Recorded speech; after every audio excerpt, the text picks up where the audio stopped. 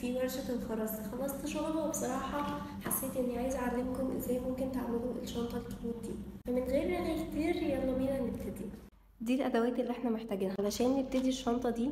محتاجين نص كيلو من خرز الكريستال مقاس 8، طبعا قصافة او اي حاجة نقص بيها، وانا بصراحة بفضل القصافة دي عن اي حاجة تانية لان هي بيكون ليها زاوية كده فبقدر اخش ما بين الخرز بسهولة. خيط سنارة مقاس 60، وانا بصراحة بفضل مقاس 60 عن اي مقاس تاني لان هو بيكون سمكه كويس مع اي نوع خرز، سواء كبير او صغير او اي حاجة من دي. غير كمان ان هو بيكون قوي ومتين جدا. خلونا في الاول نبص على الشنطة من زاوية ورا. ده بيكون شكلها، بيكون كل وش مكون من 8 سطور والقاعدة 4. وهشرح لكم ليه انا بعمل القاعدة 4 مش 5، علشان في ناس اكيد هتبقى فاهمة ان هي تعملها 5 علشان تقدر تعمل الايد دي. بس انا بفضل ان الايد دي يكون شكلها ثلاثي الابعاد كده، مش رباعي. بحس شكلها افضل الصراحة يعني، او انا كشخص بفضل ان شكل الايد عندي يكون مختلف في البراند بتاعتي، فبحب اعملها ثلاثية كده. وهشرح لكم يعني ايه اللي انا بقوله. اول حاجة عشان نبتدي بناخد من الخيط اي طول احنا حابينه، كده كده بنقدر نزوده تاني بعدين.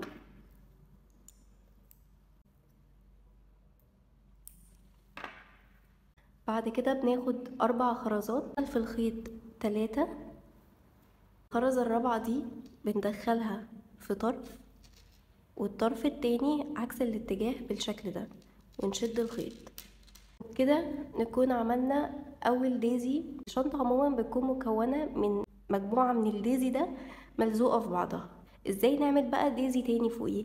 في الخيط اللي في ناحية اليمين والخيط اللي ناحية الشمال بنحط فيهم خرز. بنجيب بعد كده 3 خرزات، ندخل في الخيط الشمال خرزة، وفي الخيط اليمين خرزة، والخرزة التالتة بندخلها في طرف، والطرف التاني عكس الاتجاه.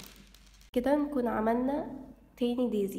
انا عارفه ان ناس كتير هتستغرب الطريقه اللي انا بشتغل بيها، بس انا بشتغل بالطريقه دي، مش بحب اعمل عقده لاني بحس ان الطريقه دي بتكون افضل في الشغل بالنسبه لي يعني. فعموما انتوا اشتغلوا باي طريقه انتوا حابينها، المهم ان انتوا تطلعوا نفس النتيجه. نفضل نكمل لحد ما نعمل 11 ديزي. بعد ما وصلنا للديزي رقم 11 بنكون محتاجين القفله بتاعتنا، بدل ما هي تكون العكس عكاس هنا نحتاجها تكون في الجنب. فبنعملها ازاي دي؟ كل سطر بيكون ليه بداية ونهاية، فنهاية السطر الأول ده بيكون شكلها كده. بنجيب 3 خرزات، وفي أي طرف من طروف الخيط ندخل خرزتين بالشكل ده، والخرزة التالتة دي بندخلها في طرف من اتجاه، وطرف التاني عكس الاتجاه، ونشد كده. وبكده نكون قفلنا السطر الأول. احنا بنعد السطور بتاعتنا من الديزي اللي بيكون فوق ده. فاحنا دلوقتي عاملين 1 2 3 4 5 6 7 8 9 10 11 12 سطر في العرض. هنبتدي بقى نكمل السطور اللي هي بالطول. علشان نبتدي السطر التاني، احنا دلوقتي عاملين سطر واحد بس اهو. علشان نبتدي السطر التاني بناخد 3 خرزات في الخيط اللي تحت ده، بنبتدي ندخل خرزتين 1 2 ونسيبهم بالشكل ده كده. والخرزة رقم 3 دي بندخلها في طرف، والطرف التاني عكس الاتجاه بالشكل ده كده.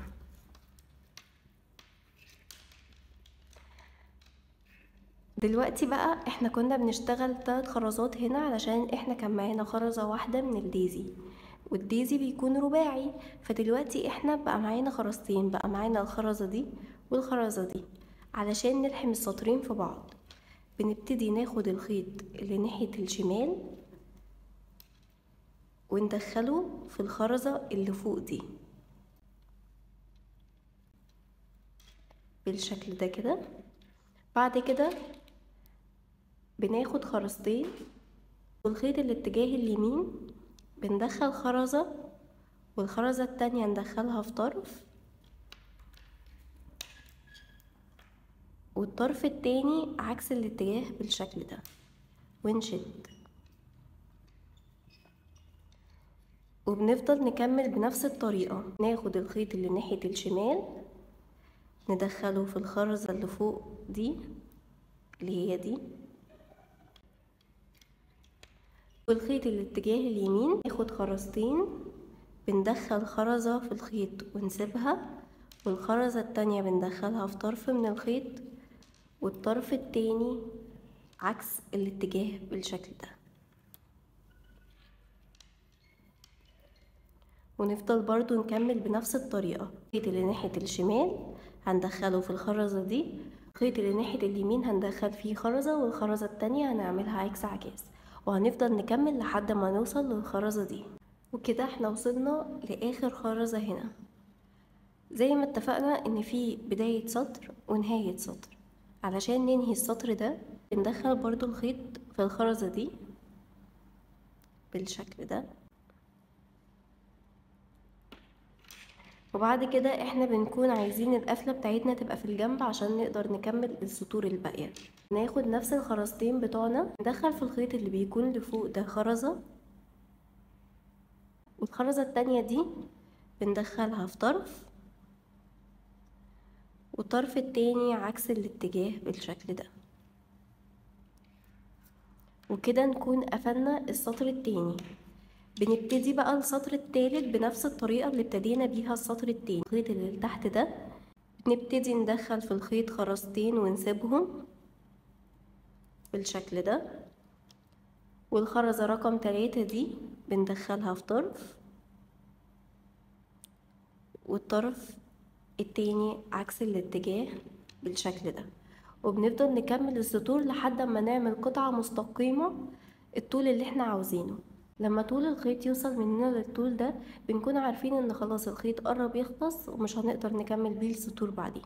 فازاي نعمل الخيط ده؟ نربطه ونجيب خيط تاني نحطه عشان نكمل الشغل. بناخد الخرزتين اللي احنا هنشتغل بيهم، وبعد كده في الخيط اليمين نحطهم زي ما هنحطهم عادي. المفروض بنحط خرزة، والخرزة دي بنعملها عكس عكاس.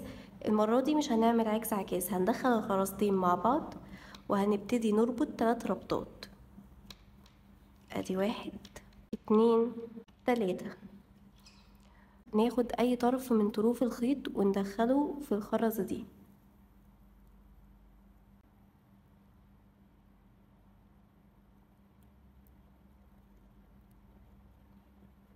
بالشكل ده، ونشد جامد لحد ما العقدة تدخل جوه الخرزة وما يبقاش باين منها اي حاجة بالطريقة دي. نبدأ بعد كده نقص الزيادات بتاعة الخيط،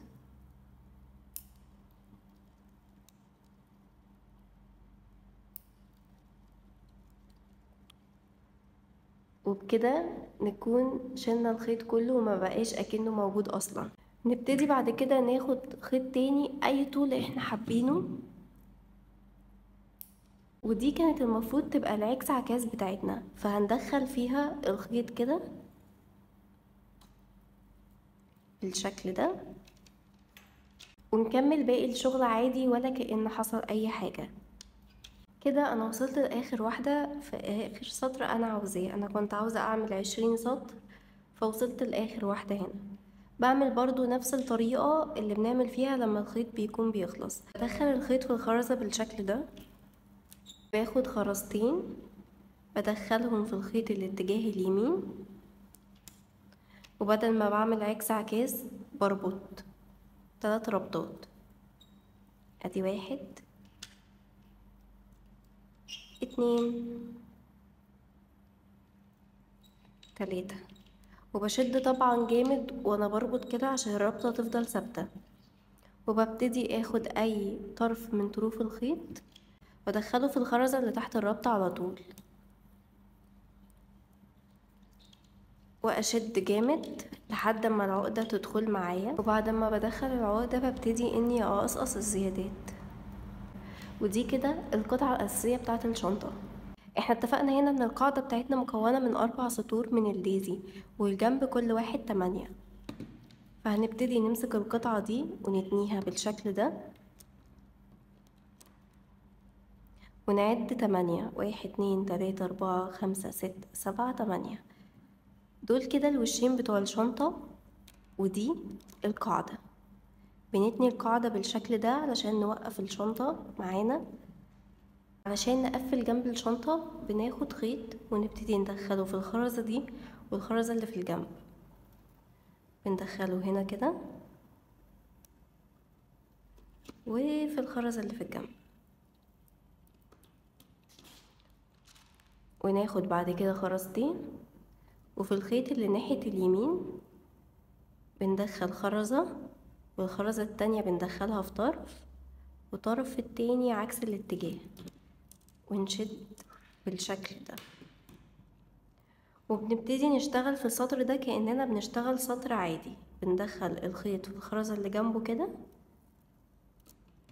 والخيط اللي الناحية التانية بندخل فيه خرزة، والخرزة التانية بندخلها في طرف، والطرف التاني عكس الاتجاه بالشكل ده. واخر واحدة في السطر برضو بنعملها نفس نهاية كل سطر. بندخل الخيط اللي ناحية الشمال في الخرزة كده، وناخد خرزتين ندخل فوقيها خرزة، والخرزة التانية نعملها في طرف، والطرف التاني عكس الاتجاه بالشكل ده، ونلف الشغل كده ونشتغل برضو هنا سطر لحد ما نوصل لهنا. بنبتدي ان احنا ناخد 3 خرزات كأننا بنبتدي سطر عادي جدا. بندخل الخرزتين بالشكل ده، والخرزة التالتة بنحطها في طرف، والطرف التاني بندخله بالشكل ده كده، وبنفضل نكمل لحد ما نوصل لهنا. بعد ما وصلنا للخرزة دي بنبتدي ان احنا يكون عندنا 3 خرزات بالشكل ده. فبناخد الخيط اللي ناحية الشمال ندخله في الخرزة دي، وبعد كده ندخله في الخرزة دي بالشكل ده، ونجيب خرزة ندخلها في طرف، والطرف التاني عكس الاتجاه، ونشد. فقفلت معانا في الجنب هنا. علشان نرجع نعمل السطر ده هناخد الخيط اللي تحت ده وندخله في الخرزة اللي في الجنب دي، وبعد كده هندخل فيه خرزة، والخرزة التانية هندخلها في طرف، والطرف التاني عكس الاتجاه، وبنفضل نكمل السطر بنفس الطريقة.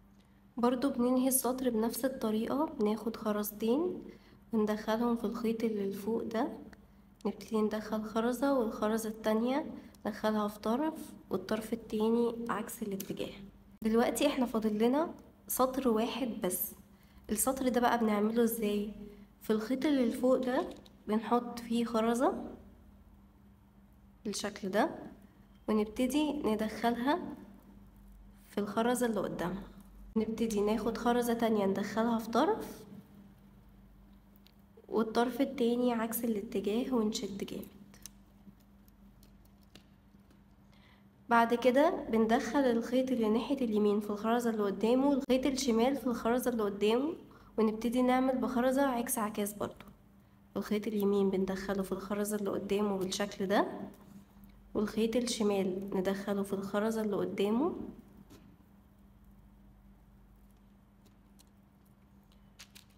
وبناخد خرزة ندخلها في طرف من الخيط، والطرف التاني عكس الاتجاه،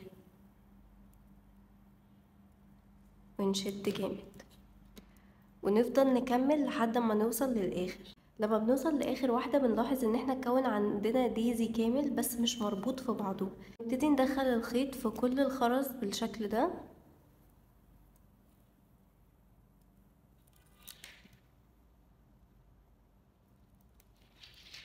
لحد ما نوصل للخيط التاني كده. وبعد كده بنربط ال3 ربطات بتوعنا، 1 2 3. بناخد اي طرف من طروف الخيط وندخله في الخرزة دي، ونبتدي نشد العقدة ونقص الزيادات بتاعة الخيط علشان ما يبقاش فيه اي حاجة باينة كده. بنبتدي نعمل الجنب التاني بنفس الطريقة اللي عملنا بيها الجنب ده، وبكده اكون قفلت الجنبين بالشكل ده. علشان اعمل بقى دراع زي ده محتاجة ان انا ازق الخرز بالشكل ده كده، بحيث ان انا يكون عندي دول قدام بعض. وبعد كده بجيب الخيط بدخل فيه خرزة، وابتدي اعد دول 3، 1 2 3. بدخل الخيط في رقم 3 دي من الاتجاه ده من طرف، والاتجاه التاني بدخله في الطرف التاني،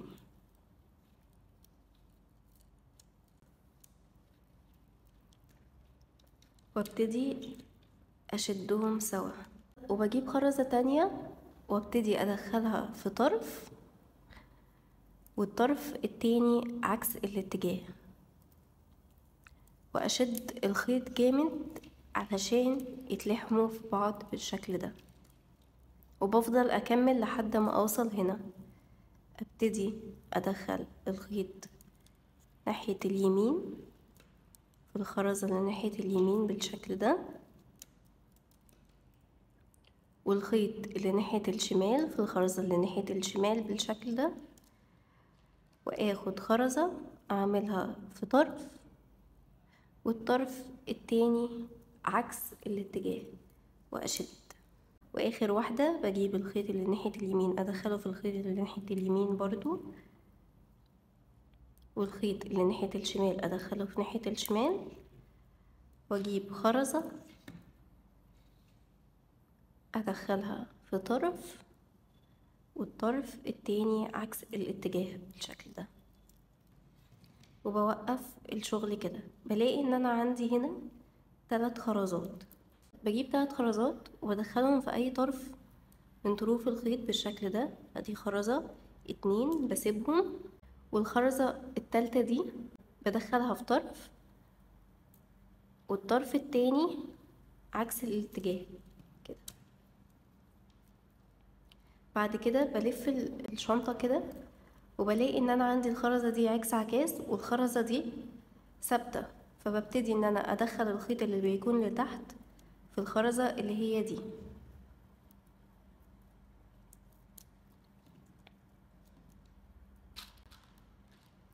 وباخد بعد كده خرزتين،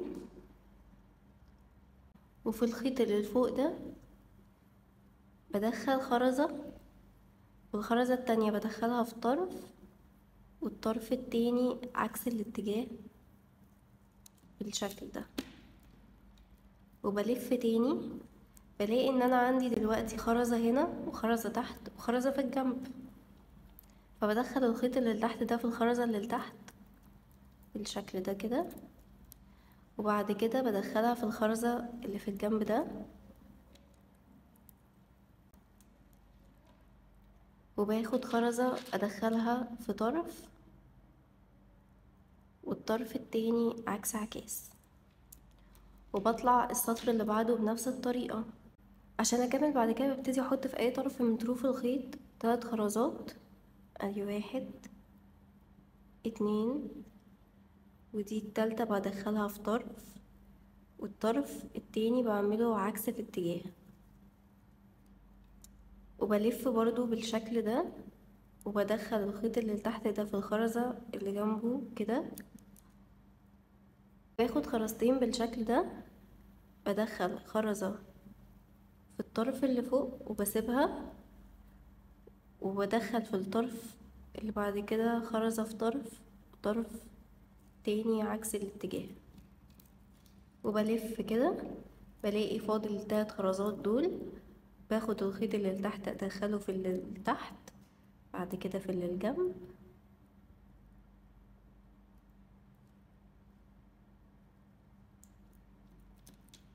وباخد بعد كده خرزة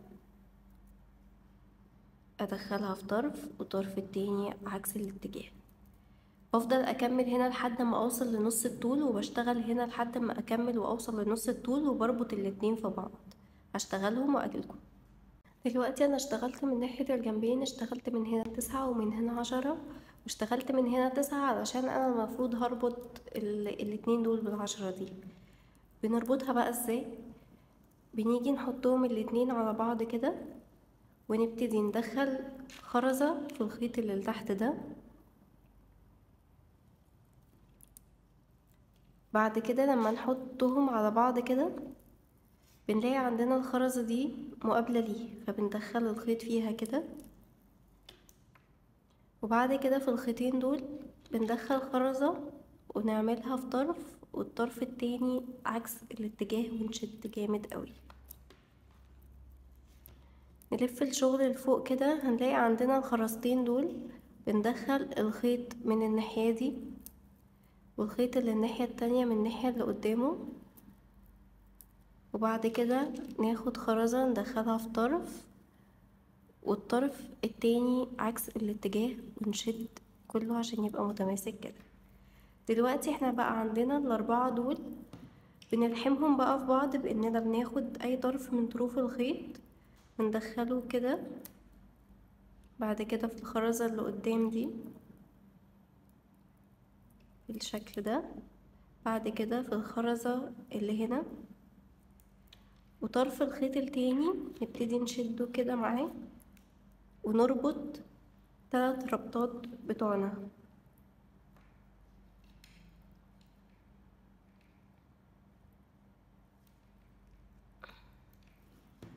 ونبتدي ناخد اي طرف من طروف الخيط وفي الخرزة دي نبتدي ندخله كده ونشد عشان ندخل العقدة جوه الخرزة ونقص الزيادات.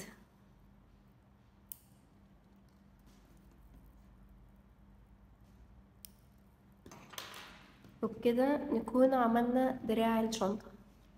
عشان نعمل الجزء اللي فوق ده اللي بيقفل في الشنطة من جوه بنبتدي نسيب 3 سطور، نعد 1 2 3 هنسيبهم، 1 2 3 هنسيبهم، ونبتدي نشتغل في السطور اللي في النص دي. بنجيب خيط ونبتدي نعد 1 2 3 ونشتغل في الخرزة رقم 4، ندخل الخيط فيها كده،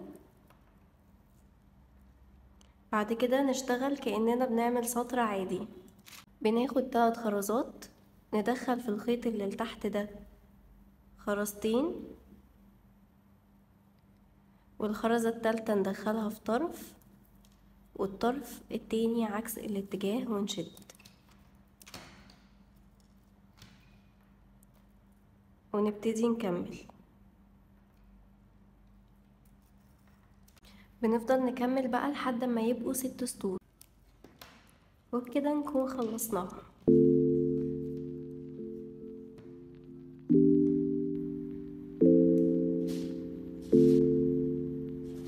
شفتوا بجد كيوت قد ايه؟ اتمنى ان الفيديو يكون عجبكم وان الشنطه تكون سهله في طريقتها.